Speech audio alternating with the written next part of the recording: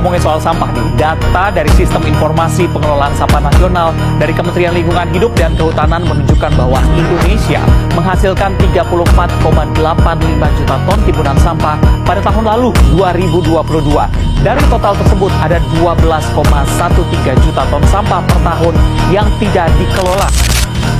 5 Juni diperingati sebagai Hari Lingkungan Hidup Sedunia.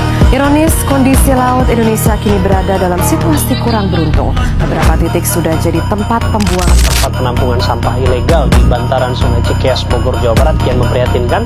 Tumpukan sampah menggulung hingga meluber ke aliran sungai yang menjadi batas wilayah Kabupaten Bogor dan Kota Bekasi.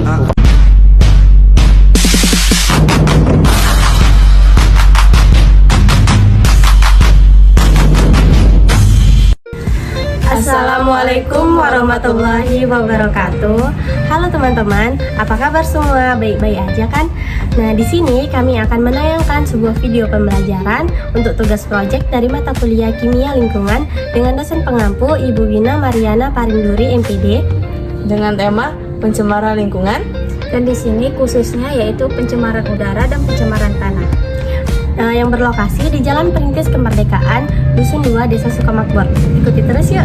Dadah.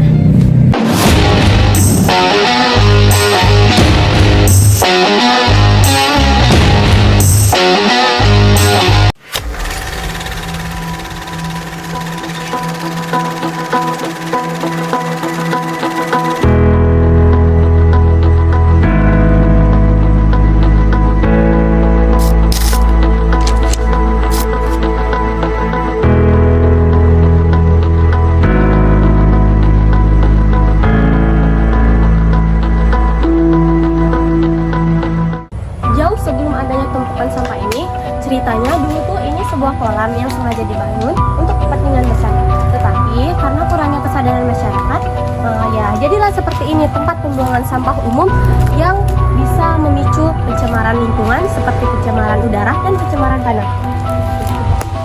Miris. Plastik adalah bahan yang sangat sulit terurai secara alami. Meskipun sudah dibuang, plastik bisa bertahan selama ratusan juta tahun tanpa merubah bentuk aslinya. Nah, inilah yang menjadi salah satu kunci atau lawan yang paling sulit dihadapi oleh bumi. Tiap harinya beribuan sampah yang menumpuk di sekitaran masyarakat yang tidak dikelola dengan baik. Sampah-sampah ini biasanya berada di sungai, laut, dan di tanah, dan yang menyebabkan membahayakan makhluk hidup dan merusak ekosistem. Sampah-sampah ini yang plastik biasanya tidak terurai, biasanya terjadikan yaitu mikroplastik yang dapat merusak rantai makanan manusia.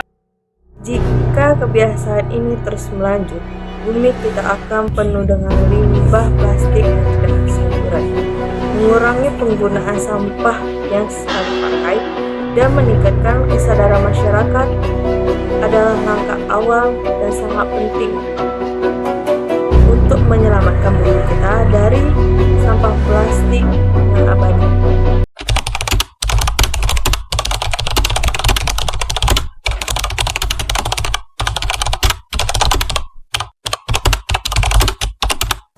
Ironisnya, kolam yang dulunya menjadi sumber kehidupan dan keindahan kini berubah fungsi menjadi tempat pembuangan sampah. Didominasi oleh limbah plastik yang mencemari lingkungan. Alih-alih menjaga kelestariannya, masyarakat justru menjadikan area ini sebagai TPS, tempat pembuangan sampah sementara yang mengancam memperparah pencemaran.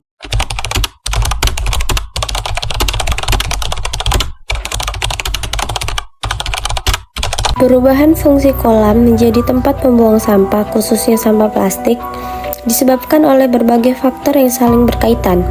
Salah satunya penyebab utama adalah kurangnya kesadaran masyarakat akan pentingnya menjaga kebersihan lingkungan dan dampak jangka panjang dari pembuangan sampah sembarangan. Yang kedua, masyarakat di sekitar lokasi tersebut cenderung melihat kolam yang sudah tidak terawat sebagai lahan kosong yang dapat dimanfaatkan secara bebas, termasuk untuk membuang sampah rumah tangga.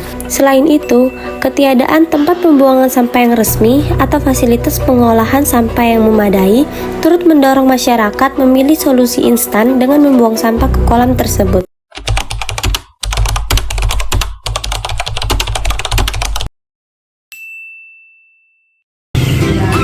Saya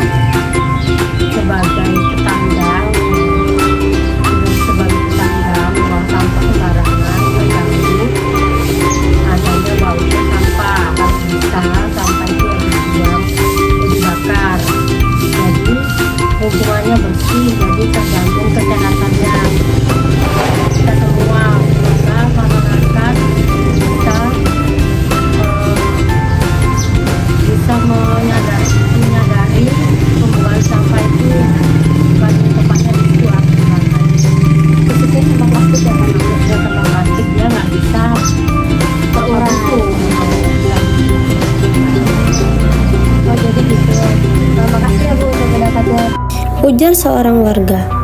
Ibu Pajem sendiri terganggu dengan adanya bau dari sampah. Harapan beliau, sampah-sampah tersebut dibakar, khususnya sampah plastik. Dan semoga masyarakat cepat menyadari akan pentingnya menjaga kebersihan lingkungan.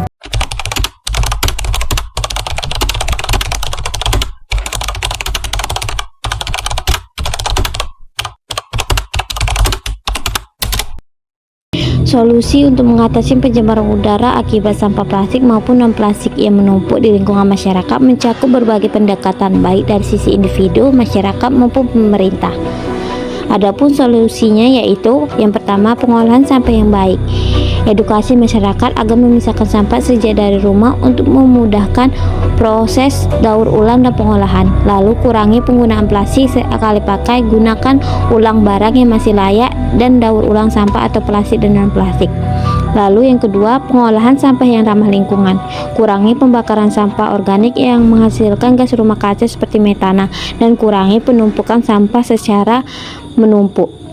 Yang ketiga, edukasi dan kesadaran masyarakat, yaitu sosialisasi tentang bahayanya bakar sampah terbuka yang menghasilkan gas beracun seperti dioksin dan furan. Lalu lakukan kegiatan gotong royong secara rutin, membersihkan dan memilah sampah di lingkungan sekitar. Yang keempat, regulasi dan penegakan hukum, yaitu pemerintah daerah harus membuat aturan dan sanksi tegas terkait pembakaran sampah sembarangan. Yang kelima yaitu inovasi teknologi dan ekonomi sirkular, yaitu mendukung UKM atau industri lokal untuk mengolah sampah menjadi produk baru seperti paving block dan plastik kerajinan tangan dan lain-lain. Solusi dari pencemaran tanah bisa diatasi dengan beberapa cara sederhana yang bisa kita lakuin sehari-hari. Salah satunya adalah dengan membuang sampah pada tempatnya dan memisahkan sampah organik dan anorganik. Sampah organik bisa diolah menjadi kompos, sedangkan sampah anorganik seperti plastik dan kaleng bisa didaur ulang. Selain itu, hindari membuang limbah berbahaya seperti baterai bekas, oli, atau bahan kimia langsung ke tanah, karena bisa merusak kesuburan tanah dan mencemari air tanah. Dan bisa juga kita menanam pohon dan menjaga ruang terbuka hijau. Juga penting karena akar tanaman bisa membantu menjaga struktur tanah dan mencegah erosi.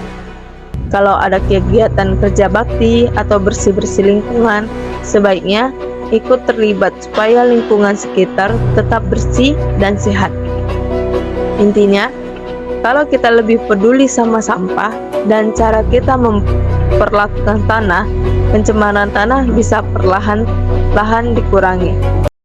Mengurangi penggunaan plastik sekali pakai seperti membawa tas belanjaan sendiri, menggunakan botol air isi ulang mineral, dan menghindari sedotan plastik itu merupakan langkah sederhana yang bisa kita bantu untuk mengurangi sampah plastik. Selain itu, sampah-sampah ini kita harus pandai memilah agar sampah itu menjadi sampah yang bisa didaur ulang.